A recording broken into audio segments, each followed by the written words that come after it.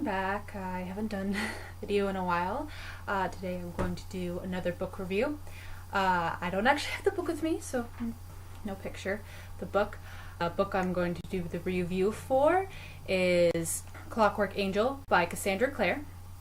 It's one of the series I most adore, and the reason I'm starting with this one instead of the main series is because I actually think it's better to read this one before you read the other series, because it's before in the timeline. If you really love Victorian age kinds of things and clockwork stuff, you should really love this series.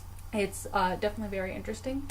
It's a series that I have reread several times and always really enjoyed it. I love the different aspects to the book. I really love Victorian age style books, so it was definitely very interesting.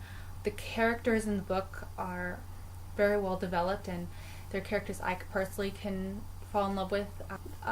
The character Tessa was just a character that I could really relate with at times, because both her and another character, Will, both really love books and reading, and they have like this passion for books and fiction and stories, and so they're characters that I could kind of relate with on that level, and you just kind of fall in love with the characters in that way. I love to see them go through their different adventures and everything. As the first book of this 3-book series, which is also why it's a better start, is because it is less books in the series than the 6-book series of the later in the timeline, but with different characters. City of Bones series by Cassandra Clare. So the first book, Clockwork Angel, is definitely a nice start into the series, where there wasn't any really of that heart-wrenching, as dramatic stuff that went on later in the series has happened in this first book. The first book was just a really nice introduction to introduce you to the characters and the plot line and sort of ease into what's going to happen, and obviously the big parts of what the series is about and the bad stuff and the conflicts that are going to happen in it. And it's really just a nice introduction to that, or even just starting to get a nice view of the character relationships, their dynamics. It definitely has a very good, strong female power thing, especially playing into that time in the Victorian age, but also how Shadowhunter culture is supposed to be different, but it's also kind of integrated into the Victorian era culture, and how a lot of women kind of were oppressed, and you see that a little bit in the series, but how women in the Shadowhunter culture would be trying to gain power and influence, and it's just nice to see that female power aspect.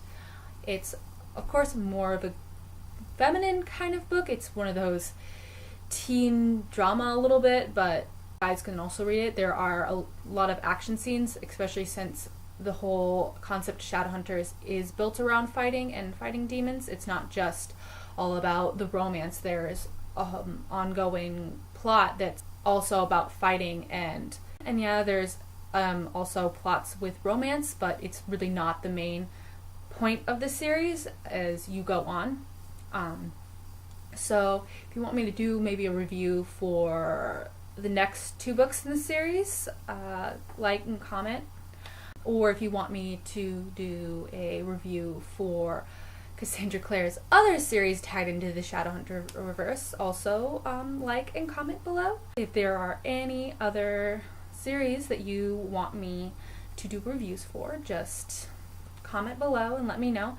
If I've read the series, maybe I'll do a review for it, or if I haven't read it, maybe I'll read it, because I do love books. Bye. Everyone have a nice day.